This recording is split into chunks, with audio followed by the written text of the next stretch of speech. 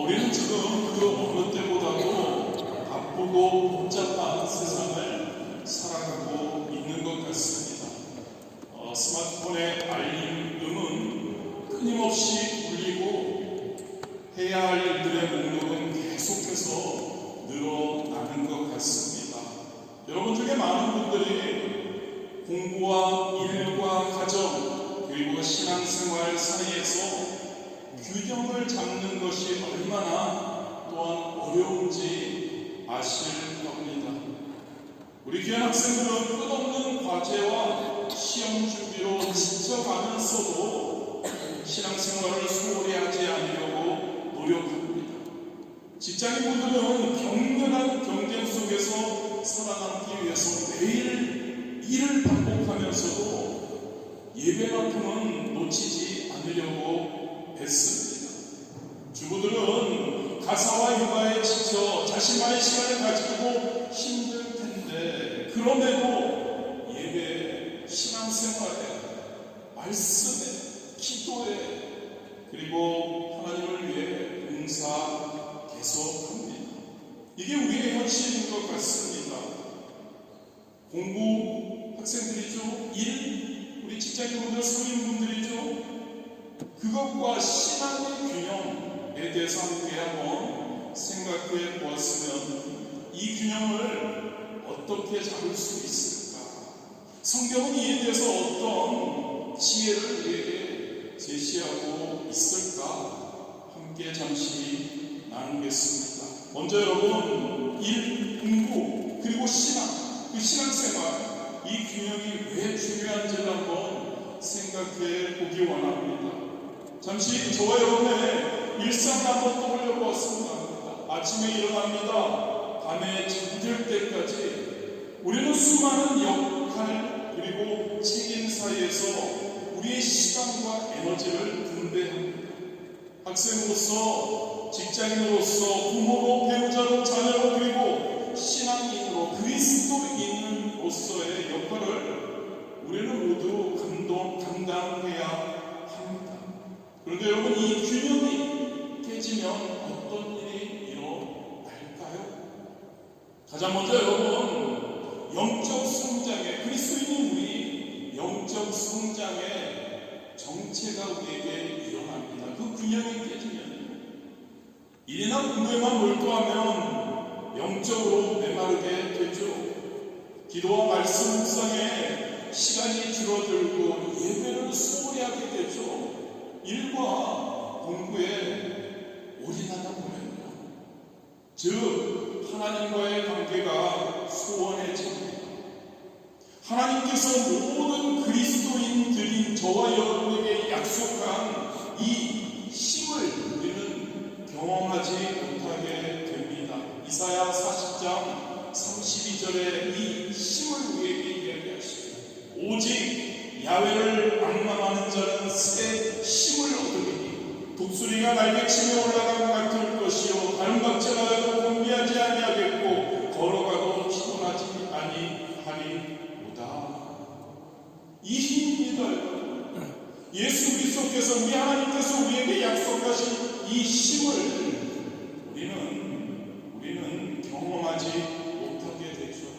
이 균형이 깨지면 우리 영적 성장이 정체하게 됩니다. 두 번째로는 이 균형이 깨지면 번아웃 되게 됩니다. 과도한 업무, 학업 스트레스는 육체적으로 그리고 정신적으로 우리를 수진시킵니다. 번아웃이라고 하죠. 출애굽기 20장 8절에서 10절입니다. 여기서 하나님께서는 안식일을 언급하십니다. 그리고 안식일을 지키라고 명령하시죠. 그 이유가 우리가 번아웃될 수 있기 때문이죠. 안식일을 기억하여 거룩하게 지키라. 엿새 동안은 힘써 내 모든 일을 행할 것이나 제7일은 내 하나님 야훼의 안식일인즉 너나 내 아들이나 내 딸이나 내 남종이나 내 여종이나 내 간수이나 내 문 안에 머무는 객이라도 아무 일도 하지 말라. 그렇습니다. 여러분, 휴식 그리고 회복의 시간이 필요하다는 거예요. 저와 여러분에게 휴식 그리고 회복의 시간이 없다면 그리스도인인 우리의 삶도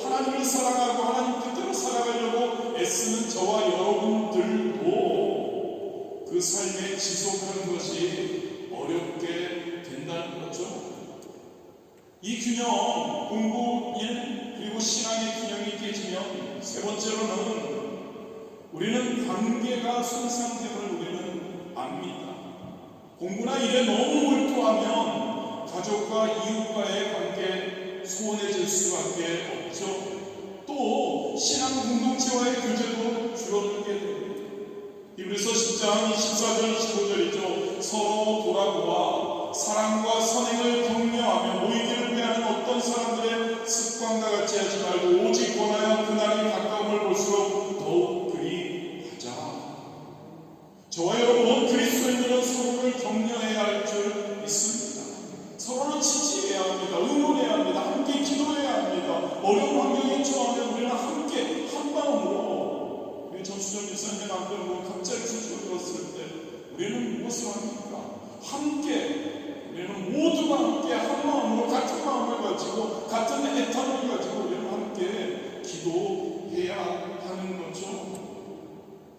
이러한 것을 통해 우리는 관계 속에서 성장할 수 있는 거죠. 마지막으로 여러분 이 균형, 저와 여러분이 이 균형을 잘 잡고 가야 하는데요. 공부, 일, 그리고 신앙과의 균형이 깨지게 되면 우리는 그 무엇보다도 삶의 목적을 상실하게 됩니다. 그렇습니다, 여러분. 일시적인 성공에 집착하다 보면 우리의 그리스도인의 삶에 궁극적인 목적을 이룰 수가 있다는 거죠. 예수님은 마태복음 16장 26절에 저와 여러분에게 이렇게 경고하십니다. 잘 들으시기 바랍니다. 저와 여러분에게요, 그리스도인들에게 경고하고 계십니다. 사람이 만일 온 천하를 얻고도 제 목숨을 잃으면 무엇이 유익하리요? 사람이 무엇을 주고 제 목숨을 받고겠느냐? 저와 여러분이 너무나 중요한 질문을 던지죠. 우리의 삶에서 진짜 중요한 것이 무엇인가요, 여러분? 우리는 무엇을 위해 살아가고 있나요? 단순히 더 높은 학점, 더 많은 디플롬, 더 좋은 직장, 더 많은 수입을 위해 사는 것이 아니라는 것입니다. 저와 여러분 하나님의 영광을 위해 살아가는 줄 믿습니다. 저와 여러분은 그의 나라와 의를 위해 살아가는 겁니다. 그게 저와 여러분 그리스도인들의 삶의 목적이어야 함을 기억하기를 원합니다. 그런데 여러분이 공부나 일, 그리고 우리 신앙의 균형이 깨지게 되면 이것이 사라질 수 있다는 거죠. 이 목적이 상실될 수 있다는 겁니다. 그렇다면 여러분 이제 성경 속에서 그 성경 속의 인물들의 삶을 통해서 이 공부, 일, 그리고 신앙, 이 균형 잡힌 삶의 모범을 한번 살펴보겠습니다. 두 분을 한번 살펴볼 겁니다. 먼저 다니엘입니다. 다니엘은 어땠나요? 다니엘은 바벨론의 포로로 끌려간 유대인 청년이었습니다. 그는 이방 나라에서 높은 지위에 올랐습니다만 동시에 그는 같은 신앙을 유지했습니다. 다니엘 1장 17절이죠. 하나님이 이 네 소년에게 학문을 주시고 모든 서적을 깨닫게 하셨으며 다니엘은 또 모든 환상과 꿈을 깨달아 알더라라고 기록되어 있죠. 즉 다니엘은 뛰어난 지식과 지혜를 가진 높은 이방 나라에서의 관리였습니다. 그러나 다니엘은 동시에 신앙이 돈독했죠. 그의 신앙은 흔들리지 않았습니다. 다니엘 6장 10절이죠. 다니엘이 이 장소에 왕의 도장이 찍힌 것을 알고도 자기 집에 돌아가서는 윗방에 올라가 예루살렘으로 향한 창문을 열고 전에 하던 대로 하루 3번씩 무릎을 꿇고 기도하며 그의 하나님께 감사하였더라. 여러분 이게 저와 여러분이 추구해야 할 공부, 일, 그리고 신앙의 그 균형 잡힌 삶의 모습인 거죠. 다니엘은 어땠죠, 여러분? 자신의 일에 성실했습니다. 그러나 동시에 하나님과의 관계를 최우선으로 여겼죠. 그의 기도 습관은 그런 생명의 위협 앞에서도 흔들리지 않고 변하지 않았음을 우리가 기억하기를 원합니다. 저와 여러분, 다니엘처럼 살아야 하지 않을까요? 너무나 복주하고 바쁜 일상 속에서도 하나님과의 그 교제를 잃지 않는 겁니다. 하나님과 함께하는 겁니다.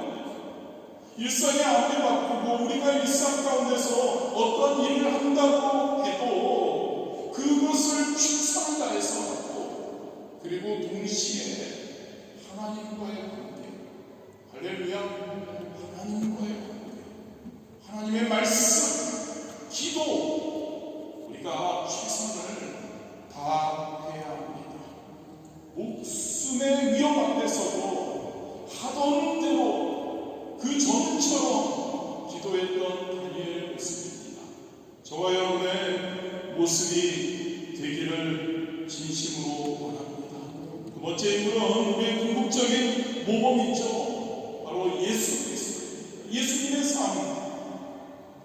예수님은 공생일 동안 쉬지 않으시고 복음을 전파하시고 가르치시고 병자를 고치셨습니다. 마가복음 1장 32절 34절이죠. 점으로 해질의 모든 병자와 귀신 들린 자를 예수께 데려오니 온 동네가 문 앞에 모였더라. 예수께서 각종 병든 많은 사람을 고치시며 많은 귀신을 내쫓으시되 귀신이 자기를 알므로 그들이 말하는 것을 허락하지 아니하시니라. 하지만 예수님은 이런 바쁜 일정 속에서도 규칙적으로 한적한 곳에 가서 기도하셨죠.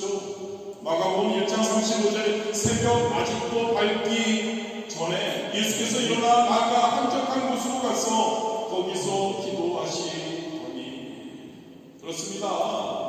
다니엘하고 좀 비슷하죠 여러분. 예수님은 너무나 바쁘셨습니다. 가르쳐야 했고 병든 자들을 다 고쳐줘야 했고, 그리고 예수님은 또 많은 사명을 감당하시고, 그럼에도 불구하고 하나님 아버지와의 교제를 예수님은 최우선으로 여기주셨다는 거죠. 할렐루야. 저와 여러분의 삶이어야 합니다. 여러분, 너무나 중요한 것이 많이 있죠. 이 세상을 살아가면 이 세상에서도 우리는 승리해야 하고 이 세상에서도 우리는 최고의 삶을 살 수 있어야 합니다. 목적은 하나님의 영광을 위해서요. 할렐루야. 저와 여러분의 아니가 아니고요, 하나님의 영광을 위해서 그렇게 살면 열심히 살아야 합니다. 그러나 그럼에도 불구하고 하나님과의 교제가 얼마나 소중한지 항상 기억하기를 원합니다. 예수님은 또한 제자들과 깊은 관계를 맺으셨죠. 그리고 때로는 쉬는 것의 중요성도 예수님은 가르쳐 주셨습니다. 마가복음 6장 31절 예수님께서 제자들에게 이렇게 말씀하십니다. 너희는 따로 한적한 곳에 가서 잠깐 쉬어라 하시니 이는 오고 가는 사람이 많아 음식 먹을 겨를도 없음이라. 여러분, 바쁩니다. 서두에서도 함께 말씀 나눴죠. 알리문이 사방에서 울리고 해야 될 건 너무나 많습니다. 왜 이렇게 할 것이 많은지요. 많다는 것은 그만큼 여러분들이 열심히 산다는 거죠. 아니면 그렇게 바쁠 일이 없을 텐데. 그럼에도 불구하고 하나님이 원하시는 것은 하나님과의 교제, 예수님처럼, 그리고 사람들과의 관계도 중요하고요. 그리고 적절한 휴식의 균형을 이루며 살아가야 한다는 겁니다. 마지막으로 성경이 제시하는 공부나 일과 신앙의 균형 잡힌 삶의 원칙 4가지를 한번 살펴보고 어떻게 그것을 우리의 삶 가운데 각자의 삶에서 각자가 그것을 찾아야겠지만 한 가지를 여러분들과 어떻게 실천할 것인지를 함께 잠시 나누기 원합니다. 첫 번째 원칙은 모든 영역에서 저와 여러분 균형적인 삶을, 그런 균형 잡힌 삶을 살기 위해서는 하나님을 최우선으로 두어야 합니다. 첫 번째 원칙입니다. 모든 영역에서요, 하나님이 저와 여러분에게 최우선, 할렐루야, 최우선 예수님은 마태복음 6장 33절에서 이렇게 말씀하시고 그런즉 너희는 먼저 그의 나라와 그의 의를 구하라. 그리하면 이 모든 것을 너희에게 더 하시리라. 믿으십니까 여러분? 인정하십니까 여러분? 동의하십니까? 그렇습니다 여러분. 하나님의 나라와 하나님의 의가 우리의 삶의 가장 우선이 될 때 저와 여러분의 공부와 일 그리고 신앙의 균형이 이루어지는 겁니다. 우리의 삶의 모든 영역에서 우리의 하나님, 할렐루야, 우리의 하나님, 우리가 사랑하는 하나님, 그 하나님을 최우선으로 두어야 할 줄 믿습니다. 무엇보다도 저와 여러분의 하나님은 우리의 삶 가운데 우리가 하나님을 기쁘시게 하는 겁니다. 저와 여러분의 존재의 목적이지 않습니까? 그 하나님의 영광을 우리는 돌리는 것이 가장 최우선이 되어야 할 줄 믿습니다. 이것을 어떻게 실천할 수 있을까를 생각해 봅니다. 우리 성도님들은 하도 들으셔서 지겨우시겠지만 매일 아침 하나님께 신앙 고백 기도 드리면서 하루를 시작하면 어떨까 생각합니다. 어떤 고백이죠? 마태복음 16장 16절 사도 베드로의 성경에서의 첫 번째 예수님에 대한 고백이죠. 뭐죠? 주는 그리스도시요 살아계신 하나님의 아들이시이다.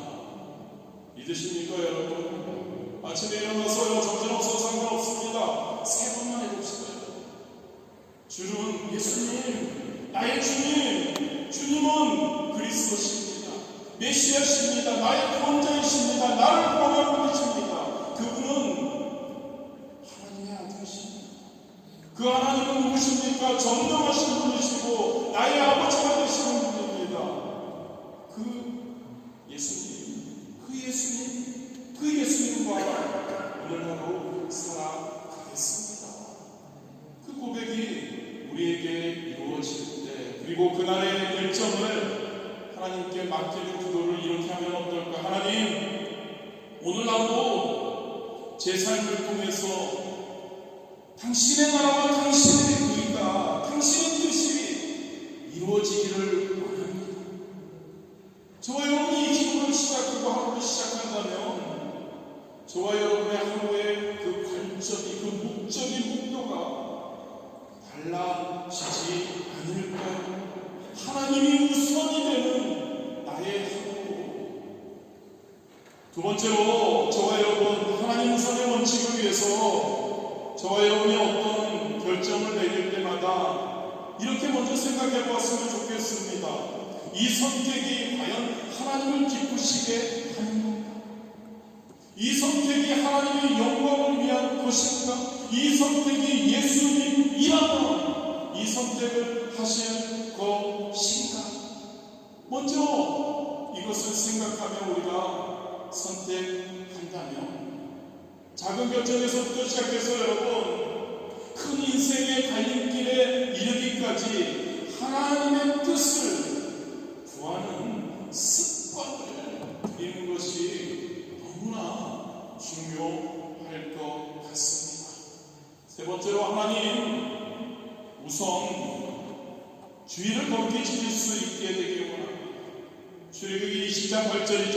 안식일을 기억하여 거룩히 지키라고 말씀합니다. 주일은 여러분 단순히 교회에 나와서 예배드리고 교회 출석하는 날이 아닙니다.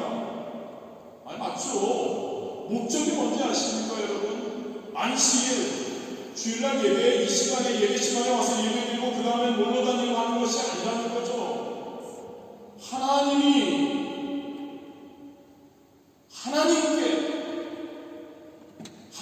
위한 집중하는 날이 바로 주일이라는 거죠. 주일을 온전히 지킬 때 우리는 하나님이 최우선되는 그 원칙을 우리는 지키게 될 것입니다. 두 번째로 저와 여러분, 두 번째 원칙은 성경이 저와 여러분에게 공부와 읽고 신앙의 균형 잡힌 삶을 살 수 있도록 제시하는 원칙은 청지기 의식입니다. 저와 여러분의 시간, 저와 여러분의 재능, 저와 여러분에게 주어진 모든 자원들, 이 모든 것이 하나님으로부터 온 것임을 믿으십니까? 믿으십시오. 저와 여러분의 생명도 하나님의 주권 안에 있는 것이고, 저와 여러분의 지금의 시간도, 지금 여러분들이 이 자리에 있는 것도, 여러분들이 지금 여행 중이든 이곳에 박스에 보내받아서 있는 여러분들이든 다 하나님께서 인도하고 하나님의 주권하에 있다는 것을 기억하십시오. 고린도전서 4장 2절을 이렇게 말하죠. 맡은 자들에게, 우리에게 많은 것이 주어졌는데요, 저와 여러분들에게, 맡은 자들에게 구할 것은 뭐라고요? 충성이라고 말씀하고 있습니다. 그렇습니다, 여러분. 저와 여러분에게 주어진 모든 것 하나님의 영광을 위해서 사용해야 할 줄 믿습니다. 저와 여러분에게 맡겨주신 그 모든 것에 감사하는 겁니다. 그리고 최선을 다해서 하나님의 나라와 의를 위해 충성해야 할 줄 믿습니다. 청지기 의식을 가지고요.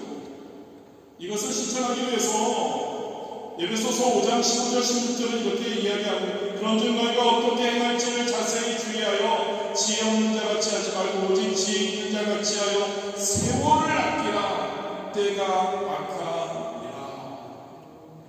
진짜 하나님은 우리에게 맡겨주신 것들을 통해서 우리 하나님께 영광 돌리는 삶을 살기를 원한다면 시간이 길어요.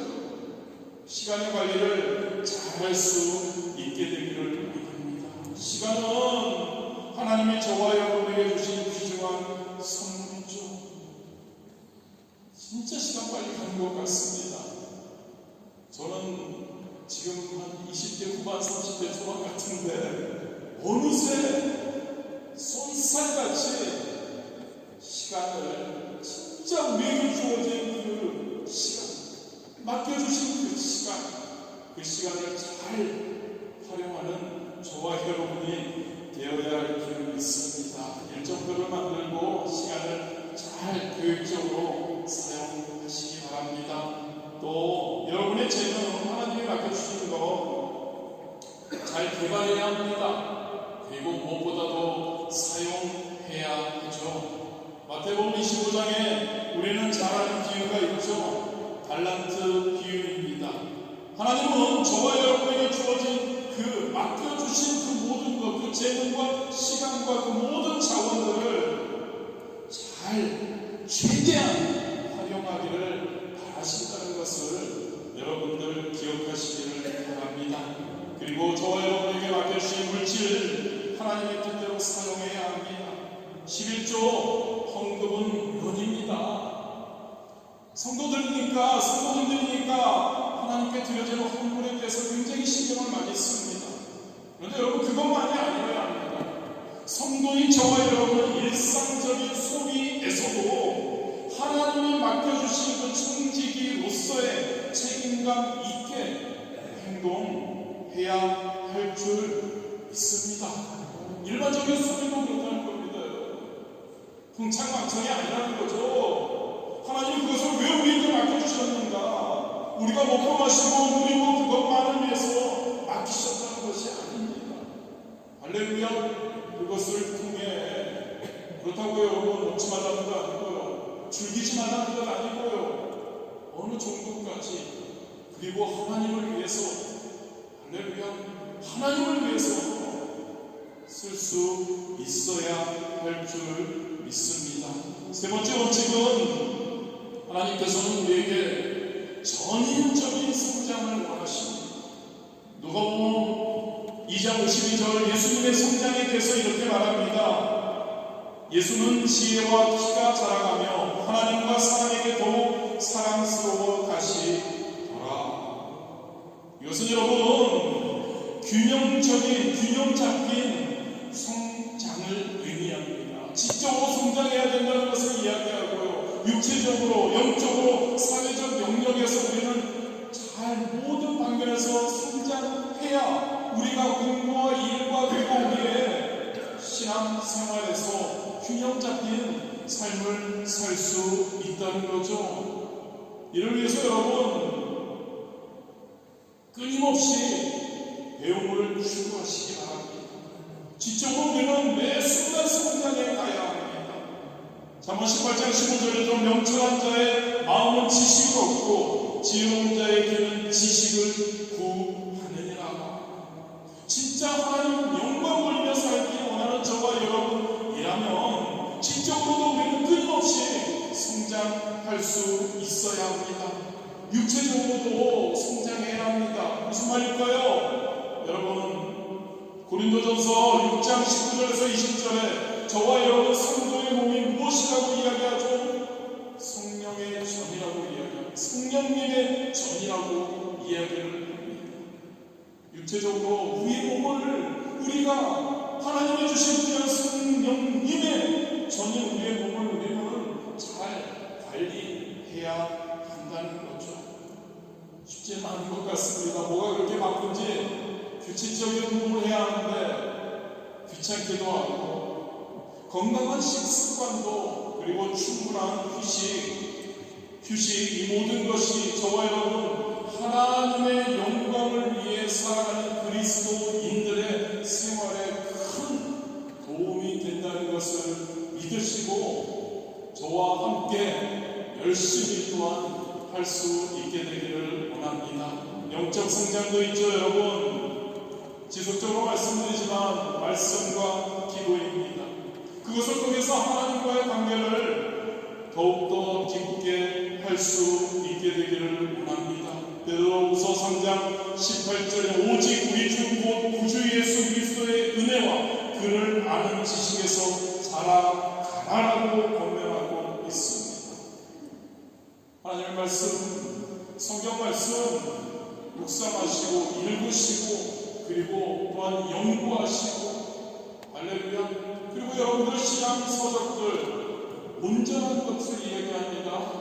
아무거나 말고요. 진짜 검증되고 올바른 신앙 서적들을 통해서 여러분들이 우리의 신앙의 성대들의 지혜를 배울 수 있는 영적으로 성장하는 저와 여러분 또한 되어야 할 줄 믿습니다. 마지막으로 사회적인 성장이 우리에게 있어야 합니다. 이웃과 함께합니다. 우리는 다른 사람들과 함께합니다. 우리는 사회 안에서 살아갑니다. 다른 사람들과의 관계를 우리는 너무나 소중하게 여길 수 있어야 하죠. 교회 공동체 안에 말씀 교회 공동체 안에서의 그 교제, 사랑하는 가족들과 친지들과의 그 시간, 이웃들과의 그 사랑의 실천, 우리가 이것을 위해서 또한 애쓸 수 있어야 합니다. 이처럼 여러분 저와 여러분이 전인적으로 성장해야 우리는 공부와 일과 신앙의 균형 잡힌 삶을 살아갈 수 있는 것이죠. 마지막 원칙입니다. 안식입니다. 여러분. 하나님 출애굽기 20장 8절에서 10절에서 안식일을 지키라고 명령하셨죠. 그렇습니다. 여러분 성도인 저와 여러분에게도 균형 잡힌 공부와 일과 신앙의 균형 잡힌 그러한 삶을 살기 위해서는 우리에게 정기적인 휴식과 하나님께 집중하는 시간 우리에게 필수입니다. 쉬어야 한다는 겁니다. 그렇다고 오해하지 마십시오. 안식이라는 것, 쉬다는 것, 아무것도 하지 않는 것이 아니라 그 쉼을 통해, 그 안식을 통해 세상과의 어느 정도의 단절을 통해 하나님과의 관계를 회복하고 하나님과 더 재충전하는 그러한 시간이어야 한다는 것을 우리가 기억하기를 원합니다. 위에서 여러분 예배를 사모하십시오. 예배를 통해서 세상과 어느 정도 단절되시고 예배를 통해서 찬양을 통해 말씀 묵상을 통해 기도를 통해 영적으로 재충전하는 그러한 저와 여러분이 되기를 원합니다. 일상에서도 작은 안식의 시간을 가지는 것도 나쁘지 않을 것 같습니다. 잠깐의 명상하는 것, 산책하는 것, 음악 감상하는 것을 통해 마음의 평안이 우리에게 임할 것이라는 거죠.